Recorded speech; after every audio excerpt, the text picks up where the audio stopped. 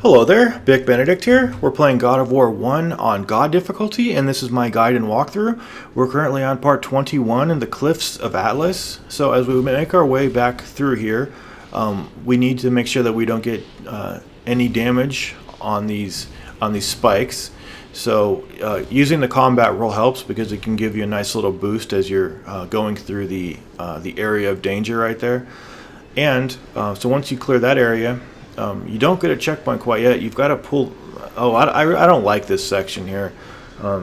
You have to pull these two crank handles very quickly within a very short span of time, and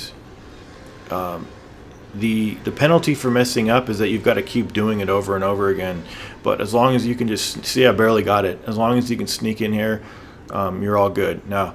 You're going to see a disappearing door up here because it seems like after about 5 attempts on this part over here, the door just stops spawning into the game. So that's the reason why the door is not there anymore. Now, is this the first time we're fighting the purple Minotaurs? I can't seem to recall if we fought the purple ones, but I think in the past I've erroneously stated that these guys... It will give you a hard time about launching them, but it's not that you're getting... They don't give you a hard time launching them. It's just that when they're attacking and when they're getting to their feet, those are times where you can't launch them. You know, that's been a consistent thing with a lot of enemies in this game where it's a no-no period for launching. So other than that... you know, at any other time they're fine, and you can also use these guys for collision damage on the Minotaurs should you care to do so. And I think I'm going to use this quick time event. I swear these quick time events are just murder on the thumb. There we go. I chose not to do it. It hurts too much.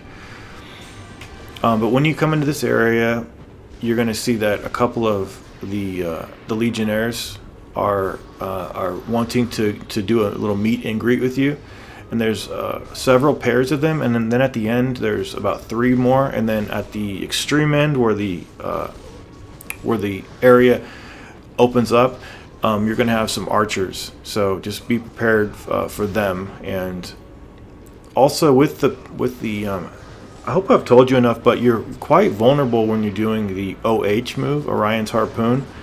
So when you are doing that, I personally understand it if people say that when they're doing it they get complacent, because you get into a really nonchalant attitude when you're just doing it over and over again on them. But you're very vulnerable when you're doing it, and you know, when you have to, when you see enemies jumping at you, just stop doing it and prepare to block or parry. Okay, now we're going to insert the crank handle onto this and rotate it. This was the item that we got in the last video, the crank handle. And of course, don't forget to get the muse key behind the statue. See the archers up there? They're waiting for us. You can hear the archers grunting, so they make a big noise. See, and there's the door magically reappeared. Strange how that works, but anyway, just roll your way over here, and we should be seeing. Here we go. There's just 2 of them. There's 2 of them there. And as long as the archers are not on the screen, you don't have to worry about them firing at you. So you'll hear them grunting and everything, but if you put them off of the screen, they don't fire, so that's a nice thing. Now, if they're in the middle of firing, they'll continue and they'll complete their arrow firing, but other than that, you're safe when they're not on the screen, within reason. Okay, and then I think that's the last amount of combat for this part. Just remember there's a chest over here. Yeah, you definitely don't want to forget that chest, because at the current time we can't do much of anything as far as upgrading.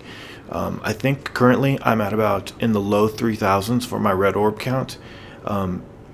I have upgraded the blades to level 4, as I've told you before, and also with the with Poseidon's Rage, I've upgraded that to level 2. And as of now, I think what I'm going to do is I'm going to try to save up until I get 9,000, so that I can upgrade and make the final upgrade, excuse me, for the blades, and then from there we'll upgrade the more effective magics.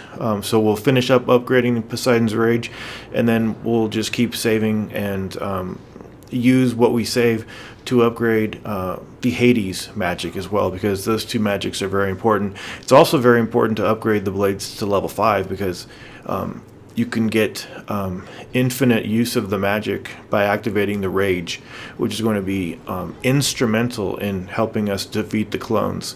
So for part 21, my name is Bick of Bick Benedict Productions. Please do take care, and I will see you in the next video.